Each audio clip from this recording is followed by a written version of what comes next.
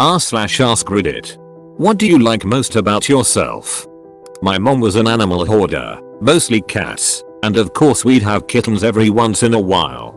My bedroom was always spotless, so any litter of kittens we had would stay in there with me.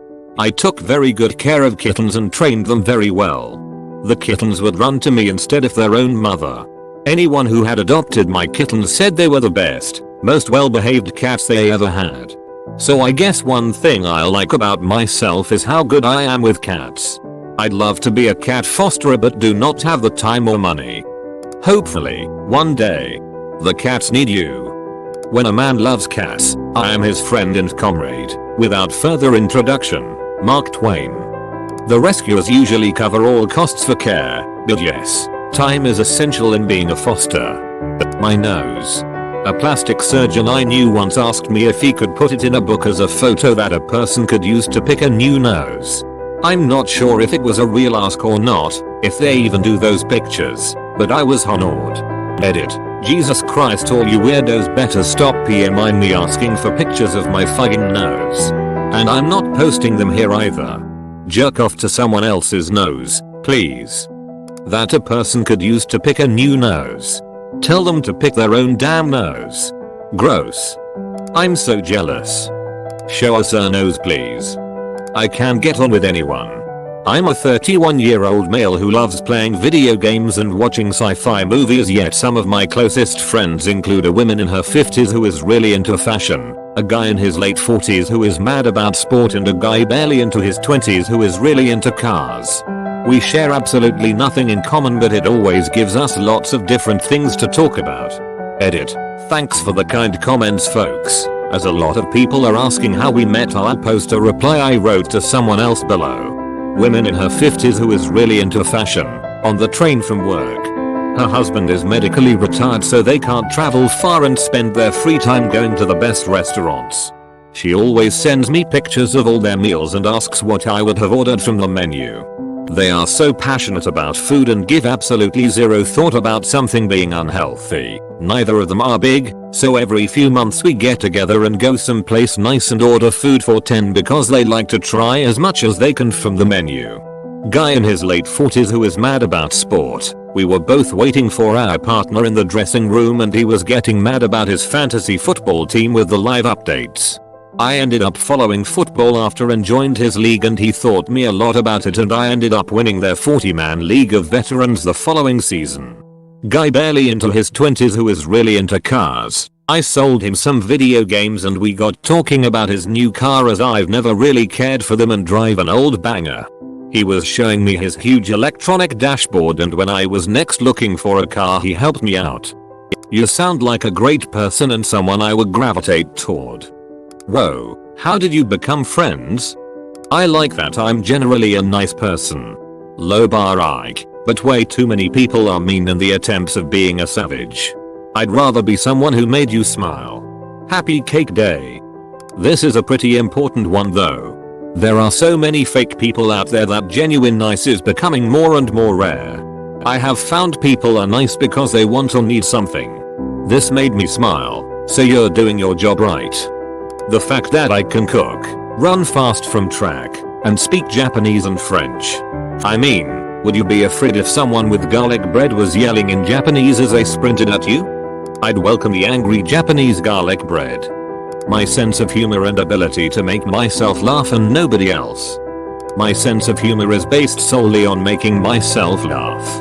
Occasionally I make other people laugh as well, but often it's just me laughing to myself in a dark room like a mental patient. I have inside jokes with myself. The fact that they aren't objectively funny is exactly what amuses me the most. I laugh at myself laughing at non-jokes. Hero haha. I dislike pretty much everything about myself, except my speaking voice. I fucking love my speaking voice. Happy Cake Day OP. You heard your voice on a recording and you liked it? That is indeed impressive. Go to have something to be proud of. Thank you. I fapped 15 times one day. Send this man to the Olympics. I am unbringdownable. Even at the very worst times, I never really feel unlucky. No matter how tight things get. I deep down inside truly believe that this bad time is but an unpleasant blip in my beautiful life. I thank my mum for this resilience, and yes, I do know how very fortunate I am. Oh my. I needed to hear that. Unbringdownable. You have advantage on saving throws against spells and effects that result in the frightened condition, and resistance to psychic damage. Additionally, when you suffer psychic damage, you can use your reaction to reduce the damage by an amount equal to 1d4 plus your proficiency bonus. I've always had a good attitude about learning new, difficult things. For as long as I've known, whenever I'm trying to learn or do something that seems impossible, I tell myself somewhere in the world, someone dumber than you pulled this off. I very, very rarely tell myself that I can't figure something out because oh but I suck at this. Everyone's bad at stuff before they get good. You are an inspiration, well done. I have a great butt. Interesting. I don't really like myself that much but I have excellent calves. So I got that going for me. Stupid sexy Flanders. My indescribable sexiness. My envy is indescribable. I like my eyes which are really blue and eyebrows which are quite thick but I think they've got to nice shape. TBF, I thought I looked incredible last night when I was giving myself a prep talk in the mirror in the bathroom at a party, lol. Hahaha, we've all done the toilet team talk. Nice eyes are gorgeous, well done. That I was able to make my own life choices and break free from my parents' grip on me. Took me a lot of courage and the help of my BF, who I never thought would love me. BC, I'm a crazy potato. My BF, who I never thought would love me. BC, I'm a crazy potato. From what I have learned on Reddit, there are men that will love coconuts and boxes. So, a potato is certainly not off limits. My ability to get myself in situations I can't get out of. Sounds entertaining. That I didn't keep the cycle of abuse going. Therapy and good parents helped with that. That's something that scared the shit out of me when my son was born.